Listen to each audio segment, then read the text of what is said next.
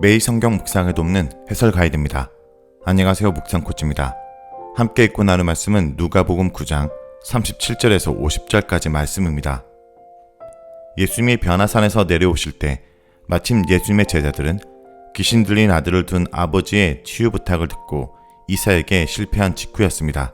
하나님 나라를 선포하며 귀신을 내쫓을 수 있는 권세를 받았던 제자들이 귀신을 쫓아내지 못하고 실패한 것입니다.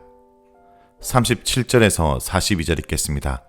이튿날 산에서 내려오시니 큰 무리가 맞을세 무리 중에 한 사람이 소리질러 이르되 선생님 청컨대 내 아들을 돌보아 주옵소서. 이는 내 외아들입니다. 귀신이 그를 잡아 갑자기 부르짖게 하고 경련을 일으켜 거품을 흘리게 하며 몹시 상하게 하고야 겨우 떠나가나이다. 당신의 제자들에게 내쫓아 주기를 구하였으나 그들이 능히 못하더이다. 예수께서 대답하여 이르시되 믿음이 없고 배역한 세대여, 내가 얼마나 너희와 함께 있으며 너에게 참으리요. 내 아들을 이리로 데리고 오라 하시니 올 때에 귀신이 그를 거꾸로 틀리고 심한 경련을 일으키게 하는지라. 예수께서 더러운 귀신을 꾸짖으시고 아이를 낫게 하사 그 아버지에게 도로 주시니. 37절에서 38절은 본문의 배경 설정입니다.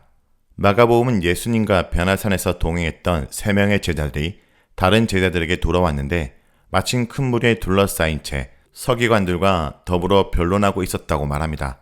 그리고 예수님이 곧바로 질문을 하나 던지신 것으로 말합니다. 그러나 누가복음에서는 이러한 내용을 생략하고 바로 귀신 들린 아들을 가진 한 사람에게 관심을 집중시킵니다. 39절에서 40절은 한 아버지의 요구입니다. 이 아버지는 귀신 들린 아들 때문에 예수님을 찾아왔습니다. 그런데 예수님을 만날 수 없었던 것 같습니다. 이 사건은 예수님이 3명의 제자들과 함께 변화산에 있을 때와 동시간대에 일어난 것으로 보입니다. 그래서 이 남자는 예수님의 제자들에게 귀신을 내쫓아 달라고 부탁했지만 제자들이 능히 귀신을 내쫓지 못하였습니다. 실제로 예수님은 제자들을 부르셔서 그들에게 하나님 나라를 선포하며 귀신을 제어할 수 있는 권세를 주셨습니다. 그런데 제자들은 예수님께서 주신 권세에도 불구하고 귀신을 쫓아내지 못하고 실패한 것입니다. 41절에서 42절은 예수님의 탄식과 치유입니다. 제자들이 벙어리 귀신을 내쫓지 못한 이유는 즉각적으로 설명됩니다. 그것은 그들의 믿음이 없기 때문입니다. 여기서 믿음이 없고 폐역한 세대라는 표현에 제자들도 포함된다라고 이해될 것 같습니다. 그러나 얼마나 너희와 함께 있으리요 라는 언급 속에는 예수님이 이미 언급하셨던 고난이 가까이 왔음을 시사합니다.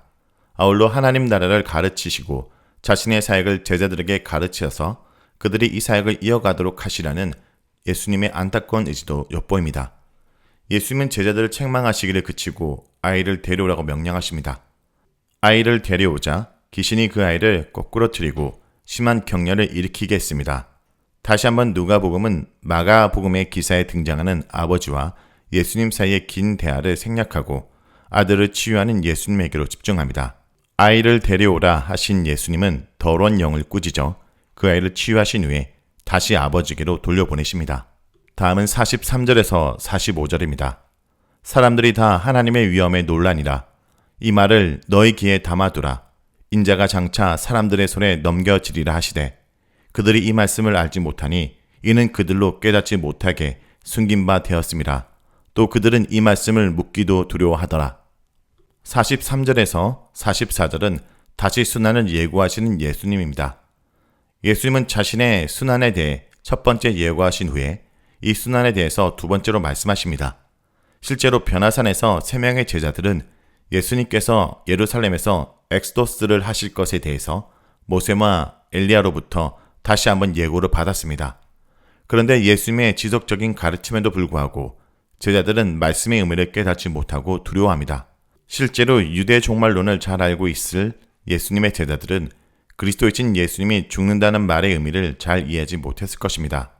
메시아는 유다 종말론 안에서 마지막 때에 하나님의 신적 통치 대리자로서 악과 악에 동조한 자들을 심판하고 의와 의로운 자들을 신원하는 사명을 감당해야 되는 분인데 그러한 분이 죽임을 당한다고 하는 것은 이해하기 어려운 가르침이었을 것입니다.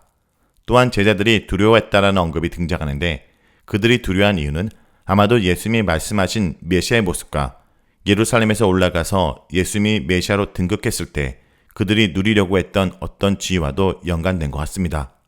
죽음과 부활을 통해서 하나님의 구속 계획을 성취하는 예수님의 계획과 제자들이 예수님을 따르는 동기 사이에는 분명한 엇박자가 존재하는 것 같습니다.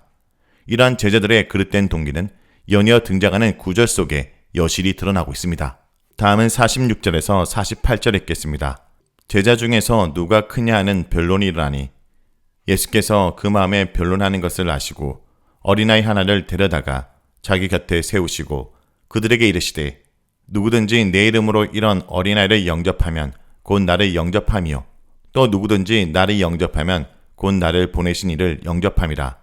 너희 모든 사람 중에 가장 작은 그가 큰 자니라. 46절은 드러나기 시작하는 제자들의 잘못된 동기입니다.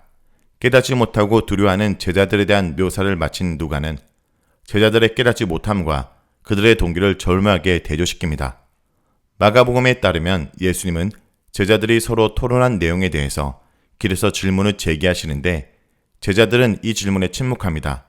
그들은 길에서 누가 큰지에 대해서 논쟁했기 때문입니다. 누가는 이전에도 그랬지만 마가복음의 다소 긴 이야기들을 대폭 축소해서 예수님이 그들의 마음을 아셨다고만 언급합니다. 누가복음은 이미 베드로의 메시아 고백 이후에 예수님의 메시아직은 고난과 죽음을 통해서 성취될 것이라는 점을 밝힌 바 있습니다. 그리고 제자들도 메시아신 예수님을 따르려면 자신의 십자가를 지고 예수님을 따라야 한다고 말씀하셨습니다. 그리고 예루살렘에서 죽음을 당하실 것에 대한 예고는 비록 베드로, 야고보, 요한 세 사람에게만 한정되기는 하지만 변화산 사건 때도 제자들에게 주어졌습니다. 예수님은 변화산 사건 이후에 제자들에게 자신의 고난을 다시 한번 예고하셨습니다. 그런데 이 고난 예고를 듣고 난 후에 제자들은 예수님의 고난에 대한 예고와 그것이 무엇을 의미한지에 대해서 생각하고 토론하는 대신에 자신들 가운데 누가 큰지에 대해서 논쟁한 것으로 묘사됩니다. 47절에서 48절은 다시 울려 퍼지는 참된 제자도에 대한 가르침입니다. 예수님은 이제 본격적으로 예루살렘으로 향하는 길에서 자신이 감당해야 될 십자가의 길을 이야기하는 것에 반해 제자들이 얼마나 지속적으로 세상적인 감심사에 붙들려 있는지를 여실히 드러내줍니다. 실제로 제자들은 최후의 만찬 장면에서도 누가 큰 자인 것에 대해 논쟁을 벌이는 것으로 묘사됩니다. 이렇게 한심한 제자들을 향해 예수님은 포기하지 않는 인내가 무엇인지 보여주십니다. 예수님은 제자들의 참된 원리를 설명하시기 위해서 어린아이를 예로 사용하십니다. 사회적으로 상대적 약자인 어린아이를 대하는 태도가 곧 예수님에 대한 태도요. 동시에 예수님을 보내신 하나님에 대한 태도라는 사실을 가르치십니다. 누가복음에서 예수님이 전해주신 참된 제자도의 모습은 마태복음 25장에 등장하는 양과 염소의 비유에도 일맥상통합니다. 예수님은 그곳에서 지극히 작은 자에게 한 것이 곧 나에게 한 것이라고 말씀하십니다. 또한 이 가르침은 야고보 사도가 언급한 것과도 개를 같이 합니다. 하나님 아버지 앞에서 정결하고 더러움이 없는 경건은 곧 고아와 가부를 그 환난 중에 돌보고 또 자기를 지켜 세속에 물들지 아니하는 그것이니라. 참된 제자도에 관한 예수님의 가르침은 복음을 지극히 개인적 차원에서만 이해하려는 일부 기독교의 개인주의적인 가르침에 경종을 울리는 가르침이라고 할 수 있습니다. 개인의 영혼을 구원하는 참된 기독교의 복음은 반드시 사회적 측면의 함의를 가질 수밖에 없습니다. 예수님은 이 같은 진리를 어린아이를 예를 들어 설명하신 것입니다. 49절에서 50절 읽겠습니다. 요한이 여짜오되 주여 어떤 사람이 주의 이름으로 귀신을 내쫓는 것을 우리가 보고 우리와 함께 따르지 아니하므로 금하였나이다. 예수께서 이르시되 금하지 말라. 너희를 반대하지 않는 자는 너희를 위하는 자니라 하시니라. 49절에서 50절은 다시 드러나는 요한의 욕구입니다.